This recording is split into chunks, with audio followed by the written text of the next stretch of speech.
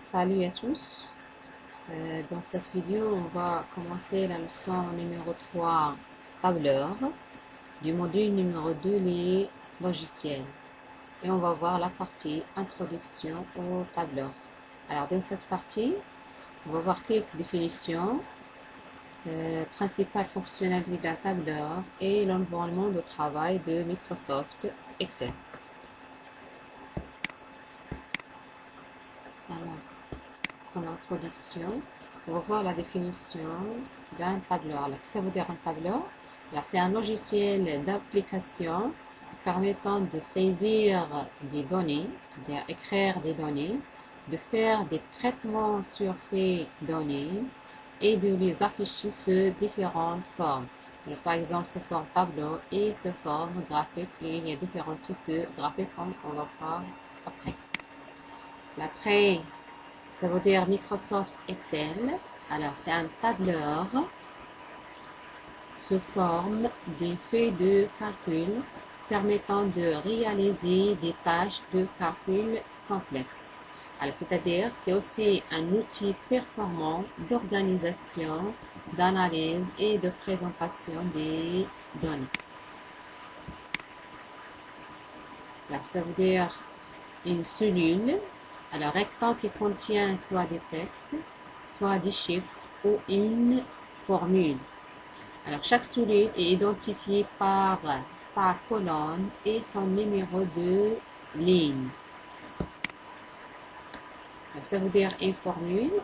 Alors c'est opération, il y a un ensemble d'opérations mathématiques pour calculer ou analyser les chiffres. Feuille de calcul. Alors, ensemble de cellules groupées en lignes et en colonnes.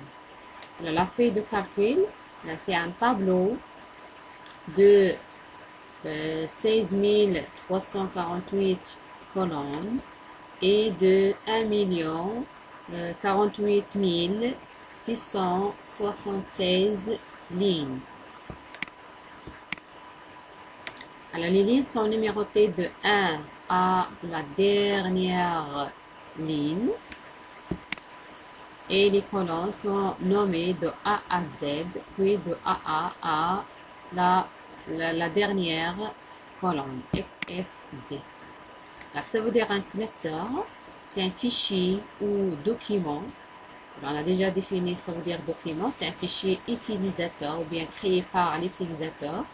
Alors, dans lequel on retrouve plusieurs feuilles de calcul. Le graphique, c'est une image qui représente une ou plusieurs séries de données. Alors, toujours en introduction, on va voir quelles sont les fonctionnalités d'un tableur. Alors, un tableur permet de faire les opérations suivantes. Il permet de faire l'édition des feuilles de calcul, c'est-à-dire la saisie, modification, déplacement, et ainsi de suite. La gestion d'un document, la mise en forme des feuilles de calcul, l'utilisation des fonctions prédéfinies, donc en fonction, par exemple, somme, minimum, maximum, ainsi de suite, on va voir ça après. La réalisation des différents types de graphiques, comme histogramme, courbe, secteur, représentant des données numériques. La gestion des listes de données, la mise en page et l'impression d'un document, et enfin la publication d'un document. Et on termine l'introduction par l'environnement de travail de Microsoft Excel et on va le faire sous forme d'activité numéro 1, environnement de Microsoft Excel, et on va travailler avec Microsoft Excel 2016. Alors, les premières questions de l'activité, c'est ouvrir Microsoft Excel. Alors, pour ouvrir Microsoft Excel, soit on clique sur le bouton démarrer, toutes les applications et on cherche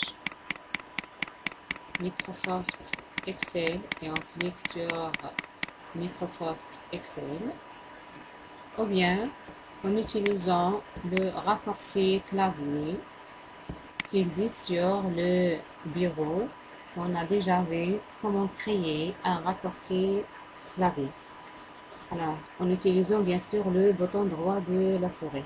Alors, après le lancement de Microsoft Excel, alors, il y a l'apparition de la fenêtre principale, alors, qui est représentée sous cette forme. Alors, il y a la barre de titre où il est créé classeur numéro 1 par défaut et le nom de l'application c'est Excel. Les trois boutons, réduire, agrandir au niveau inférieur et fermer. Il y a les onglets, onglet fichier, accueil, insertion, mise en page et ainsi de suite. Après, il y a le ruban, cette partie s'appelle le ruban. Alors, chaque onglet a son propre ruban. Alors, cette partie s'appelle nom, où il apparaît le nom de la cellule active. Alors, cette partie s'appelle la barre de formule, où il apparaît l'écriture de la formule, écrite dans la cellule active, bien sûr. Alors, après, il y a la feuille de calcul, s'appelle la feuille de calcul, sous forme de lignes et de colonnes. Alors, les lignes de 1 jusqu'à la dernière ligne. Alors, on va accéder à la dernière ligne. Ici, contrôle et flèche bas. Ça, c'est la dernière ligne, le nombre de la dernière ligne. Et la dernière colonne, c'est contrôle et flèche droite, c'est XFD. Et contrôle du B pour revenir à la première cellule active. Là, on s'implique par exemple dans cette cellule. Alors, la colonne, c'est D et la ligne, c'est 5. Dans la zone nom, il est écrit D5. C'est le nom de la cellule active. Alors, la cellule est référencée par la lettre qui représente la colonne, suivie des chiffres qui représentent la ligne. Alors, D, c'est la colonne. Pour sélectionner, par exemple, la colonne D, il faut cliquer sur le nom où écrit la lettre D. Et pour sélectionner aussi la ligne, il faut cliquer sur le chiffre 5. Et l'intersection de la colonne et de la ligne donne D5 qui est la référence ou bien l'identification de la cellule D5. Donc, cette partie s'appelle identificateur de la feuille ou bien nom de la feuille. Alors par défaut, c'est feuille 1. Alors on peut ajouter une feuille. Alors, par défaut, c'est feuille 2 et ainsi de suite. Pour ajouter d'autres en cliquant sur nouvelle feuille plus. Alors on peut changer par exemple le nom, on peut renommer, pour déplacer ou créer une copie, on peut supprimer. Alors on peut colorier l'onglet, protéger la feuille, on peut masquer aussi. Alors, on va renommer par exemple feuille 1 sur le nom atelier 1. Donc, bouton droit renommer et on écrit atelier 1. Ou bien, double-clic sur la place où il écrit feuille 1. On écrit atelier 1 par exemple. Alors pour la feuille numéro 2, vous supprimez la feuille. Alors dans cette feuille de calcul qui s'appelle atelier 1, alors on va donner seulement un exemple de calcul. Alors par exemple A, c'est 2. Dans la cellule B, on va écrire par exemple 10. Et dans la cellule C, on va faire par exemple la somme. Alors, pour créer une formule, une formule commence toujours par le symbole égal. Alors, vous remarquez qu'il est créé dans la barre de formule automatiquement. Alors, égal, par exemple, A à 1. Alors, la cellule A1 sélectionnée automatiquement. Alors, plus B1. Il est sélectionné aussi. Alors, A1 plus B1. Et on clique sur Entrée pour voir le résultat. Alors, égal A1 plus B1, c'est une formule. Et elle est créée automatiquement dans la barre de formule.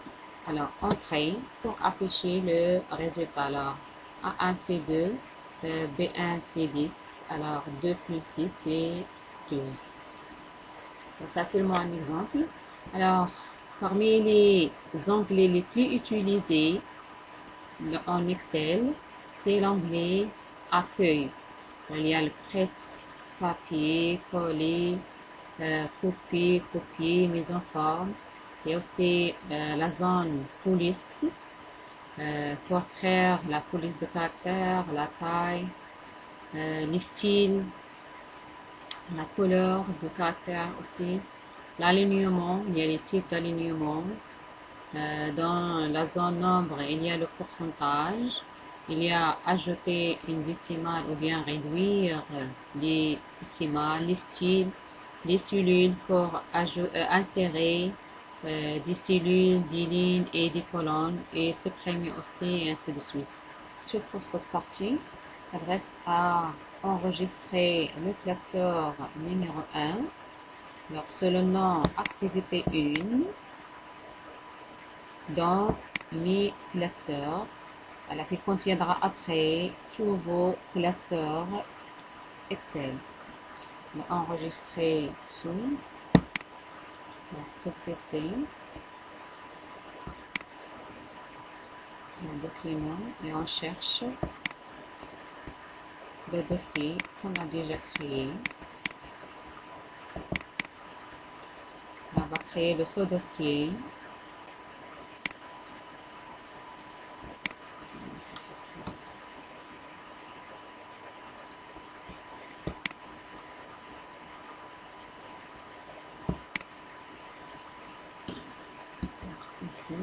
On va le nommer seulement mes classeurs.